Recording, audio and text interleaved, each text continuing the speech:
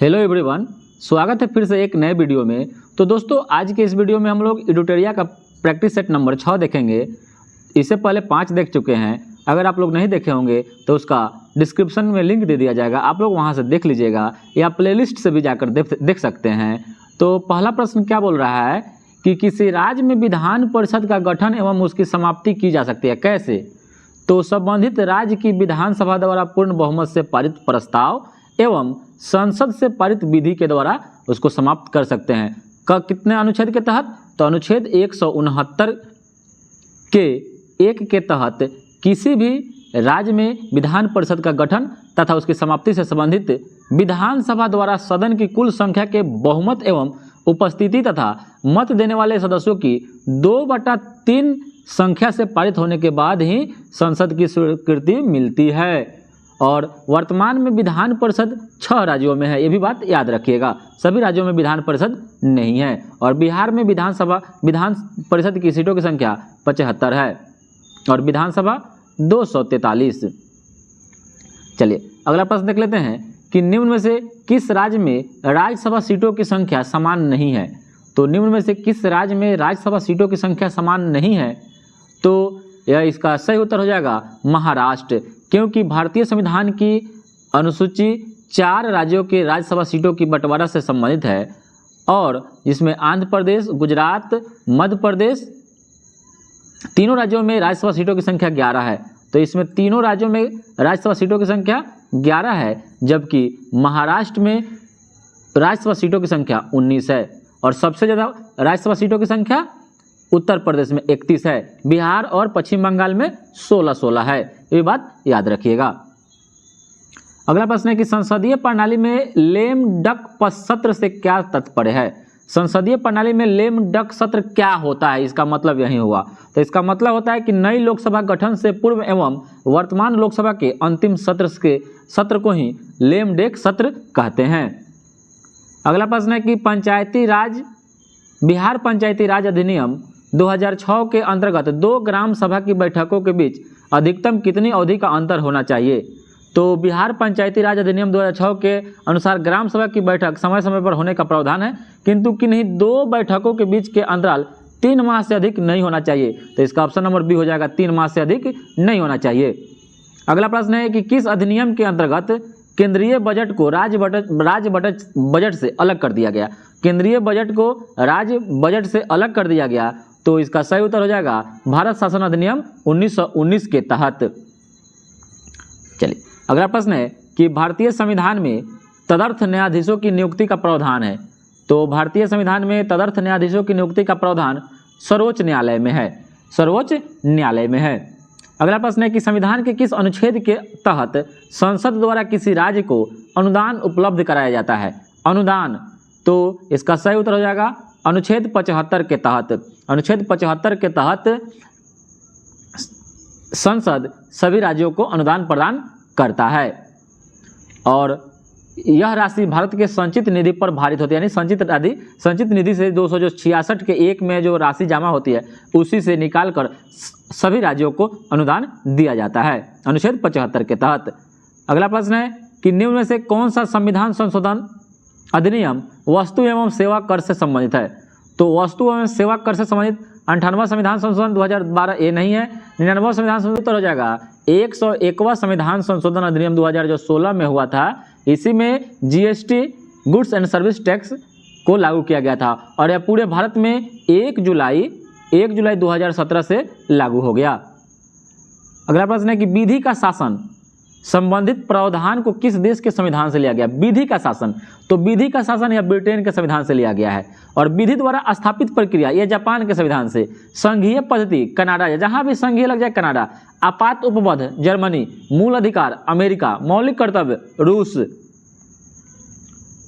अगला प्रश्न है कि दिए गए विकल्पों में कौन सी भाषा 8वीं अनुसूची में शामिल नहीं है? तो 8वीं अनुसूची में कौन सी भाषा शामिल नहीं है? तो सिंधी, नेपाली, मराठी ये सभी भाषाएं शामिल है, इसलिए आपका सही उत्तर हो जाएगा ऑप्शन नंबर डी में से कोई नहीं।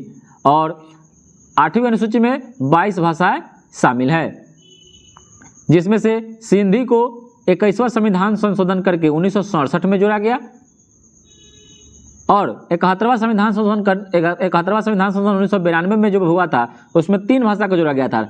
याद रखने के लिए ट्रिक याद रखिएगा, नमक, नेपाली, मणिपुरी, कोंकणी। और जब 92वां संविधान संशोधन जब हुआ 2003 में तो उसमें 4 भाषा को जोड़ा गया, मैथिली, संथाली, डोगरी एवं बोडो। अगला प्रश्न है कि विश्व जल संरक्षण दिवस कब मनाया जाता है? तो विश्व जल संरक्षण दिवस 22 मार्च को मनाया जाता है, 22 मार्च को मनाया जाता है। और यह प्रथम बार 1993 को मनाया गया था। राष्ट्रीय पंचायती राज दिवस 24 अप्रैल को मनाया जाता है। विश्व पर्यावरण दिवस 5 जून को मनाया जाता है और विश्व जनसंख्या दिवस 11 जुलाई को मनाया जाता है।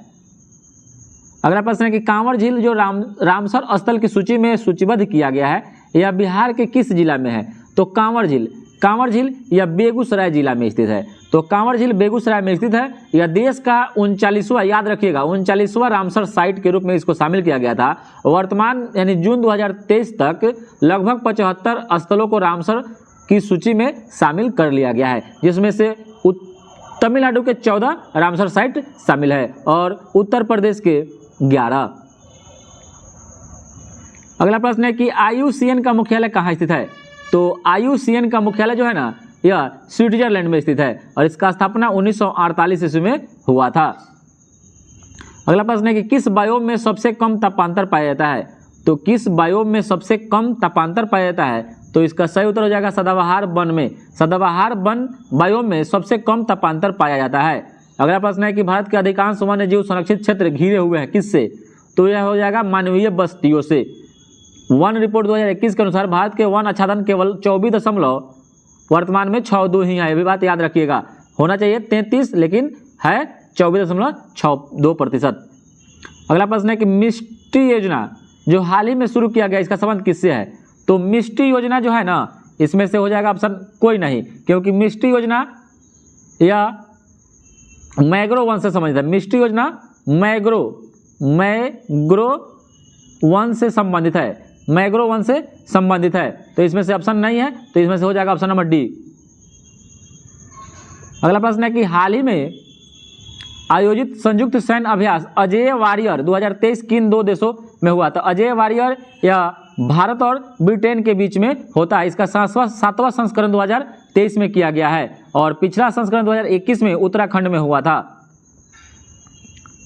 चलिए अगला प्रश्न है कि किस राज्य ने भारत की पहली हरित ऊर्जा आधारित सौर पैनल बनाने की घोषणा की है? तो हरित ऊर्जा आधारित सौर पैनल बनाने की घोषणा कौन किया है? तो इसका सही उत्तर हो जाएगा उत्तराखंड। अगला प्रश्न देखते हैं कि सूची 1 को सूची 2 से मिलान करना है। एक तरफ आपका महोत्सव या त्यौहार है, एक तरफ स्थल है। तो पहला है कि काला घोड़ा काला महोत्सव, यह मुंबई में मनाया जाता है, महाराष्ट्र, ठीक है। गंगा सागर मेला यह पश्चिम बंगाल में मनाया जाता है। और सरहुल महोत्सव यह झारखंड में मनाया जाता है और विज्ञान साहित्य महोत्सव भोपाल में। तो इसका ऑप्शन सभी सही दिया हुआ है, तो इसका ऑप्शन नंबर सी सही हो जाएगा। अगला प्रश्न है कि संयुक्त राष्ट्र तथा विश्व स्वास्थ्य संगठन द्वारा किस तिथि को महामारी की तैयारी का अंतर्राष्ट्रीय दिवस मनाने की घोषणा की गई है? तो यह इसका सही उत्तर हो जाएगा 27 दिसंबर को। संयुक्त राष्ट्र और विश्व स्वास्थ्य संगठन दोनों ने मिलकर 27 दिसंबर को महामारी की तैयारी का अंतर्राष्ट्रीय दिवस मनाने की घोषणा किया है। अगला प्रश्न है कि अक्टूबर 2022 में आए शीतरंग चक्रवात का नामकरण किसके द्वारा किया गया था? तो यह शीतरंग चक्रवात का नामकरण थाईलैंड देश किया था। अगला प्रश्न है कि 17वीं भारत वन रिपोर्ट 2021 के अनुसार सर्वाधिक वन आवरण प्रतिशत वाला राज्य क्या है? तो जहां भी प्रतिशत लग जाए वहां मिजोरम है। वर्तमान में प्रतिशत में सबसे ज़्यादा मिजोरम है, क्योंकि वहां पर 84.53% वन है। और दूसरा अरुणाचल प्रदेश 79.33, तीसरा मेघालय 76% है, ठीक है। अगर प्रतिशत नहीं लगाए तो मध्य प्रदेश, ठीक, और जहां प्रतिशत लगा दे वहां मिजोरम। अगला प्रश्न है कि पार्श्व गायिका लता मंगेशकर को भारत रत्न से कब सम्मानित किया गया? तो पार्श्व गायिका लता मंगेशकर को 2001 में भारत रत्न से सम्मानित किया गया और यह भारत का सर्वोच्च नागरिक सम्मान है। इसकी शुरुआत 1954 ईस्वी से हुई थी। अगला प्रश्न है कि वैश्विक आतंकवाद सूचकांक 2023 में भारत का स्थान कौन सा है? तो वैश्विक आतंकवाद सूचकांक में भारत का स्थान 13वां है। और यह जो रिपोर्ट तैयार करता है institute for economics and peace द्वारा तैयार किया गया है। इस सूचकांक में अफगानिस्तान जो है नंबर 1 पर है। अगला प्रश्न है कि 32वें बिहारी पुरस्कार 2022 से किसे सम्मानित किया गया है? तो 32वें बिहारी पुरस्कार 2022 से सम्मानित किया गया है, इसका जो सही उत्तर हो जाएगा डॉक्टर माधव हारा, डॉक्टर माधव हारा।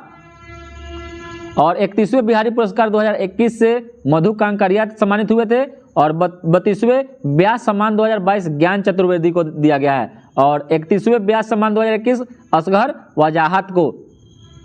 चलिए अगला प्रश्न है कि निम्नलिखित में से किसे चिकित्सा के क्षेत्र में नोबेल पुरस्कार 2022 से सम्मानित किया गया है? तो चिकित्सा के क्षेत्र में नोबेल पुरस्कार से सम्मानित 2022 में किसे किया गया? तो यह हो जाएगा इसका सही उत्तर स्वांते पावो को। स्वांते पावो को 2022 में मानव विकास के जीनोम के क्षेत्र में खोजों के लिए चिकित्सा का नोबेल पुरस्कार स्वांते पावो जो स्कॉटहोम स्वीडन के हैं उन्हीं को सम्मानित किया गया। अगला प्रश्न है कि G7 शिखर सम्मेलन 2024 का आयोजन कहाँ किया जाएगा? तो G7 शिखर सम्मेलन 2024 या इटली में होगा। कहाँ होगा? इटली में होगा, और यह क्रम से 50वां होगा। यही बात याद रखना है, क्रम से 50वां होगा। अगर आपसे पूछ दे कि 49वां कहाँ हुआ है, तो यह जापान में हुआ है। 49वां जापान में, और 48वां जर्मनी में। 48वां जर्मनी 2022 में, और 2023 जापान में, और 2024 इटली में। अगला प्रश्न है कि मार्च 2023 में अंतर्राष्ट्रीय योग दिवस का आयोजन कहाँ किया गया? तो अंतर्राष्ट्रीय योग महोत्सव का आयोजन जो किया गया, इसका जो सही उत्तर हो जाएगा ऋषिकेश यानी उत्तराखंड में। अगला प्रश्न है कि अर्जेंटीना ने किस देश को हराकर 22वां फीफा विश्व कप 2022 जीता है? तो अर्जेंटीना ने किस देश को हराकर 22वां फीफा 2022 विश्व कप जीता? तो इसका सही उत्तर हो जाएगा फ्रांस को। ठीक है, और इसका आयोजन कहाँ किया गया था? कतर में किया गया था। अगला प्रश्न है कि प्रौद्योगिकी हस्तांतरण योजना का संबंध किस राज्य से है? तो प्रौद्योगिकी हस्तांतरण योजना का संबंध या केरल से है। अगला प्रश्न है कि कन्या शिक्षा परिवेश उत्सव अभियान किस राज्य के द्वारा या किसके द्वारा शुरू किया गया है? तो कन्या शिक्षा परिवेश उत्सव जो शुरू किया गया है यह महिला और बाल विकास मंत्रालय, शिक्षा मंत्रालय, यूनिसेफ, इनमें से सभी के द्वारा शुरू किया गया है। अगला प्रश्न है कि प्रसिद्ध पुस्तक विनिंग द इनर बैटल के लेखक कौन है? प्रसिद्ध पुस्तक विनिंग द इनर बैटल के लेखक जो हो जाएंगे, इसका सही उत्तर हो जाएगा सेन वाटसन। कौन हो जाएंगे? सेन वाटसन। और the last heroes P Sainath, the last heroes P Sainath के द्वारा लिखा गया है, और इंडो पाक वार 1971 जगजीत सिंह और शैलेंद्र मोहन के द्वारा लिखा गया है।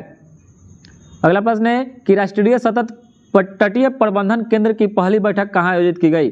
तो राष्ट्रीय सतत तटीय प्रबंधन केंद्र की पहली बैठक यह हुआ नई दिल्ली में, और केंद्रीय पर्यावरण मंत्री भूपेंद्र यादव की अध्यक्षता में यह किया गया। अगला प्रश्न है कि गणतंत्र दिवस परेड 2023 में कुल कितनी झांकियां प्रस्तुत की गई? तो इसका जो सही उत्तर हो जाएगा 23, और इसमें सर्वश्रेष्ठ झांकी का पुरस्कार उत्तराखंड को मिला है। उत्तराखंड को मिला है सर्वश्रेष्ठ। और नारकोटिक्स कंट्रोल ब्यूरो एनसीबी की झांकी पहली बार गणतंत्र दिवस की परेड में शामिल की गई, ये भी बात याद रखना है। अगला प्रश्न है कि निम्नलिखित में से किस मंत्रालय द्वारा काशी तमिल समागम का आयोजन किया गया? तो इसका सही उत्तर हो जाएगा शिक्षा मंत्रालय। अगला प्रश्न है कि फूल ब्रूड रोग से मधुमक्खियों की होने वाली मौतों को रोकने के लिए दुनिया की पहली वैक्सीन के इस्तेमाल की मंजूरी किस देश के द्वारा दिया गया है? तो ये हो जाएगा सही उत्तर अमेरिका के द्वारा। अगला प्रश्न है कि मई 2023 में किसे विश्व बैंक के अध्यक्ष के रूप में नियुक्त किया गया है? तो यह भारतीय मूल के अमेरिकी कारोबारी अजय बांगा को 5 साल के कार्यकाल के लिए विश्व बैंक के अध्यक्ष के रूप में नियुक्त किया गया है।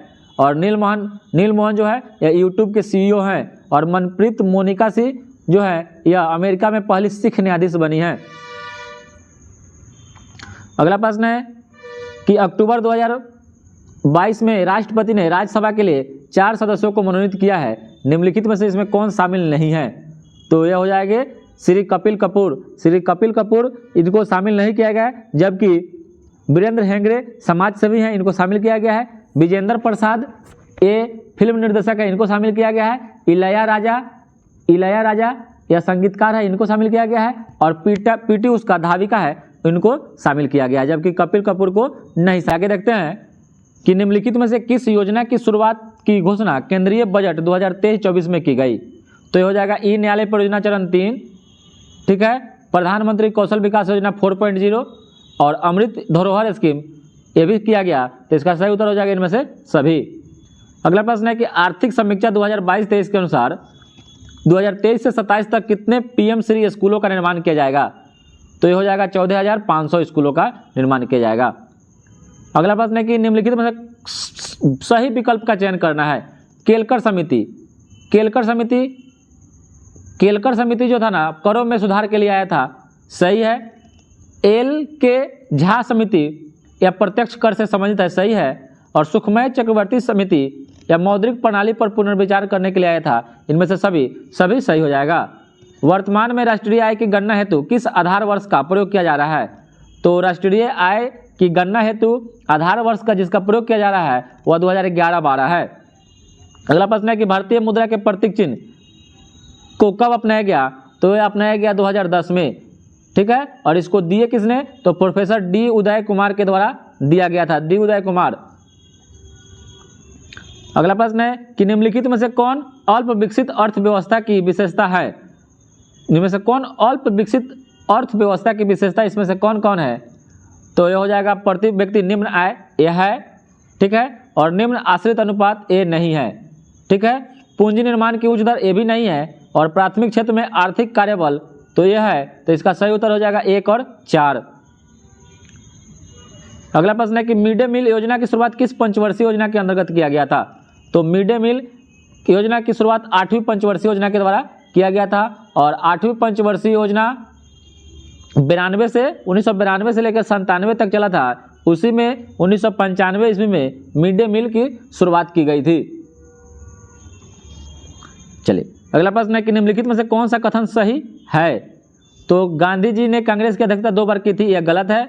बिहार में कांग्रेस का अधिवेशन 1 बार हुआ, यह भी आपका गलत है। और कांग्रेस की प्रथम 2 बार हुआ था। कांग्रेस की प्रथम महिला अध्यक्ष सरोजिनी नायडू थी, प्रथम महिला भारतीय थी, यह गलत है। और सबसे कम उम्र के कांग्रेस के अध्यक्ष अबुल कलाम आजाद थे, यह सही है। और प्रथम महिला जो अध्यक्ष थी सरोजिनी नायडू थी। अब भारतीय पूछे, सॉरी एनी बेसेंट थी, और भारतीय पूछता तब सरोजिनी नायडू होती। अगला प्रश्न है कि संत कबीर के गुरु का क्या नाम था? तो संत कबीर के गुरु का नाम रामानंद था। और रामानंद के कुल 12 शिष्यों में कबीर सबसे प्रमुख शिष्य थे। अगला प्रश्न है कि भाषाई अखबारों पर प्रतिबंध लगाने के उद्देश्य से ब्रिटिश सरकार द्वारा वर्नाक्यूलर प्रेस एक्ट को कब लागू किया गया था? तो vernacular press act Lord Lytton के द्वारा 1878 ईस्वी में लगाया गया था और हटा दिया लॉर्ड रिपन ने। निम्नलिखित में कौन भारत का प्रथम मजदूर संगठन था? प्रथम मजदूर संगठन, तो इसका सही उत्तर हो जाएगा बॉम्बे मिल हैंड एसोसिएशन। बॉम्बे मिल हैंड एसोसिएशन जो 1890 ईस्वी में इसका स्थापना हुआ था। जबकि मद्रास लेबर यूनियन जो था यह इसका स्थापना 1918 में किया गया। और AITUC इसका स्थापना 1924 में किया गया था। और all India railway men's federation इसका स्थापना 1924 में। और AITUC Akhil Bharatiya trade union Congress इसका स्थापना 1920 में किया गया था। अगला प्रश्न है कि किस घटना के बाद महात्मा गांधी ने असहयोग आंदोलन को अपनी हिमालय जैसी भूल बताई थी? तो ये हो जाएगा चौरी चौरा कांड जो 5 फरवरी 1922 को घटित हुआ था। और असहयोग आंदोलन की शुरुआत 1 अगस्त 1920 को हुआ था। अगला प्रश्न है कि अलाउद्दीन खिलजी के रणथंभौर अभियान के दौरान बिहार के किस शासक ने भाग लिया था? तो यह हो जाएगा शक्र सिंह, ऑप्शन नंबर ए सही हो जाएगा। अगला प्रश्न है कि अरुणडेल समिति का संबंध किससे है? अरुणडेल समिति का संबंध किससे है? तो यह हो जाएगा विभाजित बंगाल को पुनः संयुक्त करने के लिए, ऑप्शन नंबर बी सही हो जाएगा। अगला प्रश्न है कि किसे अकबर द्वारा जगत गुरु की उपाधि प्रदान की गई थी? तो इसका सही उत्तर हो जाएगा हरिविजय सूरी को। अगला प्रश्न है कि अशोक के किस शिलालेख में पशु बलि की निंदा की गई है? तो पशु बलि की निंदा प्रथम शिलालेख में ही इसका निंदा किया गया है। अगला प्रश्न है कि किस जेल में जवाहरलाल नेहरू ने डिस्कवरी ऑफ इंडिया पुस्तक की रचना की थी? तो डिस्कवरी ऑफ इंडिया पुस्तक की रचना अहमदनगर जेल में किए थे जवाहरलाल नेहरू ने। अगला प्रश्न है कि मोडी लिपि का प्रयोग पहली बार किसके लेखों में किया गया है? तो मोडी लिपि का प्रयोग पहली बार किसके लेखों में किया गया है? तो ये हो जाएगा सही उत्तर मराठों के। अगला प्रश्न है कि मौर्य काल में प्रणय किस प्रकार का कर था, यानी एक प्रणय कर का प्रकार है या किस प्रकार का था, तो हो जाएगा आपातकालीन कर, इमरजेंसी कर था। ठीक है। अगला प्रश्न है कि ऋग्वेद की कौन सी एकमात्र शाखा है जो वर्तमान में भी उपलब्ध है। तो ऋग्वेद की कौन सी शाखा है जो वर्तमान में भी उपलब्ध है, तो इसका सही उत्तर हो जाएगा साकल। ऋग्वेद की कुल 5 शाखाएं थी। कौन थी? साकल था, बाष्कल था, अभ्रलायन था, संखायन था और मांडुकायन था। वर्तमान में उपलब्ध एकमात्र शाखा जो है साकल है, बाद बाकी सभी खत्म हो चुका है। अगला प्रश्न है कि वैशेषिक दर्शन के प्रवर्तक कौन थे। तो वैशेषिक दर्शन के जो प्रवर्तक हो जाएंगे वह कनाद हो जाएंगे। और अगला प्रश्न है कि बिहार में किस वर्ष चंपारण कृषि कानून को पारित किया गया, तो हो जाएगा 1918 में। क्रांति 1917 में हुई थी सत्याग्रह, और 18 में इसको पारित कर दिया गया। वैसे पौधे जो पोषण के लिए सड़ी गली चीज़ों पर आश्रित रहते हैं उसको क्या कहते हैं, तो इसको मृतजीवी कहते हैं। और परजीवी किसे कहते हैं, तो वैसे पौधे जो अपने पोषण के लिए दूसरे पौधे पर आश्रित रहते हैं जैसे उससे परजीवी कहते हैं, जैसे अमरबेल। और मृतजीवी में आपका मशरूम आ जाएगा। अगला प्रश्न है कि केंद्रिका में क्या क्या पाया जाता है। तो केंद्रिका में क्या क्या पाया जाता है, तो केंद्रिका में प्रोटीन पाया जाता है, प्रोटीन, आरएनए और डीएनए पाया जाता है। कार्बोहाइड्रेट्स नहीं पाया जाता है। तो इसका सही उत्तर हो जाएगा ऑप्शन नंबर डी, 1, 3 और 4। अगला प्रश्न है कि निम्नलिखित में से कौन प्रोटोजोआ जनित रोग नहीं है। प्रोटोआ जनित रोग इसमें से कौन नहीं है, तो यह हो जाएगा गलसुआ। गलसुआ मम्पस वायरस के कारण इस गलसुआ रोग होता है। इस रोग में लार ग्रंथि प्रभावित होता है, जबकि मलेरिया, कालाजार, पेचिस और पायरिया प्रोटोजोआ जनित रोग है। अगला प्रश्न है कि ऑक्सीश्वसन के संबंध में निम्न से कौन सा कथन असत्य यानी गलत है। ऑक्सीश्वसन, तो इसका सही उत्तर हो जाएगा इस श्वसन में अवायवीय श्वसन की तुलना में कम मात्रा में ऊर्जा उत्पन्न होता है, यह गलत है। बाद बाकी सभी सही है। ऑप्शन नंबर बी आपका आंसर हो जाएगा। अगला प्रश्न है कि मानव शरीर में सबसे बड़ी अंतःस्रावी ग्रंथि कौन सी है। तो सबसे बड़ी अंतःस्रावी जो ग्रंथि हो जाएगा वह थायराइड हो जाएगा, थायराइड। और मानव शरीर की सबसे बड़ी ग्रंथि यकृत है, और मानव शरीर की सबसे बड़ी अंतःस्रावी ग्रंथि थायराइड ग्रंथि है। और अगर मिश्रित ग्रंथि पूछे तो मिश्रित ग्रंथि जैसे अग्नाशय, अंतःस्रावी और बहिःस्रावी दोनों है तो अग्नाशय हो जाएगा। अगला प्रश्न है कि प्रकाश संश्लेषण रासायनिक अभिक्रिया होती है। तो प्रकाश संश्लेषण की क्रिया जो होती है वह गिरेना में होती है। अगला प्रश्न है कि वह लक्षण जिन पर 5 जगत वर्गीकरण आधारित था, तो उस लक्षण का नाम बताना है। तो इसका सही उत्तर हो जाएगा कि कोशिका भीति, केंद्रक झिल्ली और पोषण की विधि। अगला प्रश्न है कि पौधे की आयु की गणना किस ऊतक के वार्षिक वलयों की संख्या को गिनकर किया जाता है। तो इसका सही उत्तर हो जाएगा जाइलम ऊतक के। अगला प्रश्न है कि निम्न में कौन संमोहनी क्रिप्टोगेम्स अपुष्पी पादप है। तो इसमें से कौन अपुष्पी पादप हो जाएगा, तो यह हो जाएगा टेरिडोफाइटा। टेरिडोफाइटा जो है ना यह क्रिप्टोगेम्स होता है, क्रिप्टोगेम्स पादप है, अपुष्पी। और पेयजल में फ्लोराइड की मात्रा अधिक होने से कौन सा रोग हो जाएगा। तो पेयजल में फ्लोराइड की अधिक मात्रा से जो हड्डी से संबंधित रोग हो जाता है, जिसको फ्लोरोसिस नामक एक रोग हो जाता है, जो हड्डियां और दांत क्षय हो। प्लूटोनियम न्यूक्लाइड P94242 के नाभिक में न्यूट्रॉनों की संख्या कितनी होगी। तो न्यूट्रॉन की संख्या निकालने के लिए 242 - 94 कर दीजिए। इसका सही उत्तर हो जाएगा 148। ठीक है, क्योंकि द्रव्यमान संख्या इसमें से 242 होता है और परमाणु क्रमांक 94 यानी प्रोटॉन की संख्या होती है। और प्रोटॉन और इलेक्ट्रॉन की संख्या समान होती है, जबकि द्रव्यमान संख्या बराबर होता है प्रोटॉन की संख्या प्लस न्यूट्रॉन की संख्या। तो क्या होगा, द्रव्यमान संख्या दिया हुआ है और प्रोटॉन की संख्या यानी परमाणु क्रमांक दिया हुआ है, तो न्यूट्रॉन की संख्या निकालने के लिए क्या करेंगे, 242 - 94 घटा देंगे, 148 सही हो जाएगा। अगला प्रश्न है कि स्थिर ताप पर गैस के निश्चित द्रव्यमान का आयतन कम करने पर क्या प्रभाव पड़ेगा दाब पर। तो दाब क्या हो जाएगा, बढ़ जाएगा। अगला प्रश्न है कि गैमेक्सिन, डीडीटी और ब्लीचिंग पाउडर में महत्वपूर्ण यौगिक कौन है। तो महत्वपूर्ण यौगिक गैमेक्सिन C6H6Cl6 डीडीटी और ब्लीचिंग पाउडर में आपका क्लोरीन हो जाएगा। अगला प्रश्न है कि रासायनिक परिवर्तन के लिए असत्य कथन बताना है। रासायनिक परिवर्तन यह एक उत्क्रमणीय परिवर्तन है, यही आपका असत्य है, क्योंकि यह एक अनुत्क्रमणीय परिवर्तन है। अनुत्क्रमणीय अभिक्रिया इसमें होती है। ठीक है, और इसके साथ ऊर्जा में भी परिवर्तन होता है, पदार्थ का आंतरिक संगठन परिवर्तन होता है, नए उत्पाद का निर्माण होता है। ये सभी सही है, बाद बाकी ऑप्शन नंबर ए गलत दिया हुआ है। और रासायनिक परिवर्तन का उदाहरण दूध से दही का जमना हो जाएगा, कागज का जलना हो जाएगा, अगला प्रश्न है कि कैलेमाइन एक खनिज है, इसका रासायनिक सूत्र क्या होता है? कैलेमाइन। तो आपसे ऐसे भी पूछ सकता है कैलेमाइन किसका अयस्क है? तो कैलेमाइन जस्ते का अयस्क है, इसका सूत्र ZnCO3 होता है और इसका उपयोग त्वचा संबंधी रोगों के उपचार में किया जाता है। अगला प्रश्न है कि यदि किसी वस्तु का वेग दुगुना कर दिया जाए तो उसकी गतिज ऊर्जा क्या होगी? बहुत इंपॉर्टेंट क्वेश्चन है। तो 4 गुनी हो जाएगी, क्योंकि काइनेटिक एनर्जी बराबर हाफ mv² होता है और यहाँ पर भी का मान कह रहा है दोगुना करने के लिए, तो 2 का दुगुना 4 हो जाता है। अगला प्रश्न है कि H2SO4 का परमाणुकता कितना होगा? तो H2SO4 का परमाणुकता बताना है आपको, तो ये हो जाएगा 7। अगला प्रश्न है कि पृथ्वी पर किसी वस्तु का पलायन वेग चंद्रमा पर उस वस्तु के पलायन वेग से होगा तो क्या होगा? अधिक होगा।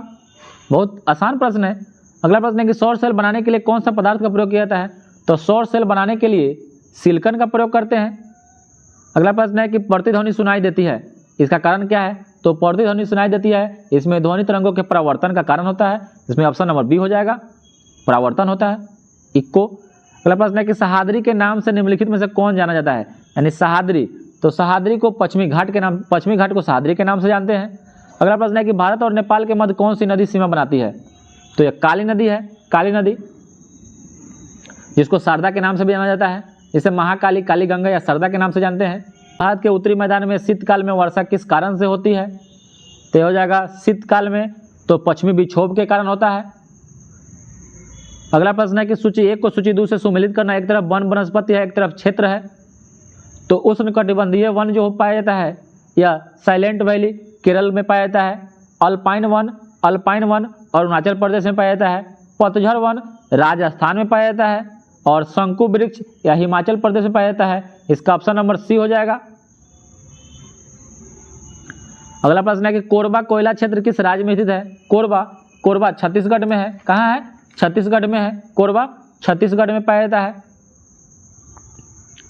और यह हसदेव नदी के किनारे स्थित है, ये भी बात याद रखिएगा। कोरबा जो है हसदेव नदी के किनारे स्थित है, हसदेव नदी। अगला प्रश्न है कि निम्नलिखित में कौन जीवाश्म ईंधन नहीं है? जीवाश्म ईंधन, उसमें जीव की मात्रा नहीं है, तो इसमें से ईंधन नहीं है, तो इसका सही उत्तर हो जाएगा ऑप्शन नंबर डी, लकड़ी। कि जीवाश्म ईंधन करोड़ों वर्ष पूर्व मृत जानवर और पेड़ पौधे के अवशेष से बने होते हैं। जीवाश्म ईंधन के अंतर्गत कोयला, डीजल, पेट्रोल, केरोसिन तेल आदि आते हैं। लकड़ी एक ठोस जैव ईंधन है। अगला प्रश्न है कि शून्य अक्षांश एवं शून्य अक्ष देशांतर कहाँ पर मिलता है? तो यह मिलता है अटलांटिक महासागर में। अगला प्रश्न है कि अगुलहास जलधारा किस महासागर में प्रवाहित होने वाली जलधारा है? अगुलहास, तो अगुलहास जो है ना, यह गर्म जलधारा है और यह कहाँ बहती है? तो हिंद महासागर में। अगला प्रश्न है कि हेली नामक धूमकेतु का परिक्रमण काल कितना होता है? तो हेली नामक धूमकेतु का परिक्रमण काल 76 वर्ष होता है और यह 1986 में अंतिम बार दिखाई दिया था और अब अगली बार 2062 में दिखाई देगा। अगला प्रश्न है कि विश्व ग्लोब के निर्माता कौन है? तो इसका सही उत्तर हो जाएगा मार्टिन बैहम हो जाएगा। इरेटोस्थनीज को व्यवस्थित भूगोल का जनक कहते हैं, भूगोल का जनक हिकेटियस को कहते हैं और एनेक्जेमेंडर को कहते हैं कि विश्व मानचित्र के निर्माणकर्ता करते हैं। पुस्तक अर्थशास्त्री गांधी के लेखक कौन है? चर्चित पुस्तक अर्थशास्त्री गांधी में लेखक कौन है? तो यह हो जाएगा जयतीर्थ राव। जयतीर्थ राव ने 2022 में महात्मा गांधी के आर्थिक विचारों पर अर्थशास्त्री गांधी इकोनॉमिस्ट गांधी पुस्तक लिखा है। यह पुस्तक महात्मा गांधी के आर्थिक दर्शन पर आधारित है। अगला प्रश्न है कि 2011 के जनगणना के अनुसार भारत में पुरुष साक्षरता दर कितनी है? तो यह हो जाएगा पुरुष साक्षरता दर 80.9% है, जबकि आपसे महिला साक्षरता दर पूछे तो 64.6% है। अगला प्रश्न है कि कच्चे तेल का सर्वाधिक उत्पादन किस राज्य में होता है? तो कच्चा तेल सबसे ज़्यादा राजस्थान में होता है, उसके बाद गुजरात में होता है, उसके बाद असम में होता है। अगला प्रश्न है कि केंद्रीय गंगा प्राधिकरण की स्थापना कब की गई? तो यह किया गया 1985 ईस्वी में और इस प्राधिकरण का वर्तमान नाम राष्ट्रीय नदी संरक्षण प्राधिकरण कर दिया गया है। इसके अध्यक्ष प्रधानमंत्री होते हैं। अगला प्रश्न है कि निम्नलिखित में कौन खाद्य श्रृंखला का सही आपको बताना है कि क्रम है? तो खाद्य श्रृंखला सबसे पहले आपका घास आ जाएगा। घास को कीट खाता है, कीट को मेढक खाता है, मेढक को सांप खाता है, सांप को गरुड़ खाता है। तो ऑप्शन नंबर आपका सी हो जाएगा। अगला प्रश्न है कि 5 के प्रथम 8 गुणज का योगफल क्या होगा। तो क्या करना है, 5 के प्रथम 8 गुणज आप निकाल लीजिए, 5, 10, 15, 20 डॉट डॉट प्लस 40 तक जाएगा। ठीक है, वहाँ पर फॉर्मूला लगा दीजिएगा, एन संख्या होगा n इंटू एन प्लस 1/2। ठीक है, एक ट्रिक आप भी याद रखिए, 5 के प्रथम 8 गुणज कह रहा है, तो 5 गुना क्या है 8 गुणज, तो 8 गुना 9, 1 बढ़ा दीजिए, बटा 2 से भाग दे दीजिए, 4 आ जाएगा आपका 180। अगला प्रश्न कर रहा है कि यदि 7 नारंगियों का क्रयमूल्य 6 नारंगियों के विक्रयमूल्य के बराबर है, तो 7 नारंगी यानी 7 CP इजकल टू 6 SP। यहाँ पर CP बाई SP हो जाएगा 6/7। यहाँ देखिए क्रयमूल्य 6 है, विक्रयमूल्य 7 है, कितना का लाभ हुआ, 1 का, कितना पर 6 पर, तो 100 कितना आपका आ जाएगा 16.2/3%। ऑप्शन नंबर डी हो जाएगा। अगला प्रश्न है कि दी गई श्रृंखला में अगली संख्या ज्ञात करना है। अगली संख्या 6, 12, 21, 32, 47 डॉट है, तो देख लीजिए 6, 12 गया, 2 के स्क्वायर 4 और प्लस 2, ऐसे कर लीजिएगा। इसका ऑप्शन नंबर आपका ए आ जाएगा, 62 आ जाएगा। अगला प्रश्न है कि एक समबाहु त्रिभुज की प्रत्येक भुजा की लंबाई 14√3 है, तो उसके अंतःवृत्त का क्षेत्रफल कितना होगा। तो फॉर्मूला याद रखिएगा, समबाहु त्रिभुज के अंतःवृत्त की त्रिज्या r इजकल टू a/2√3 होता है।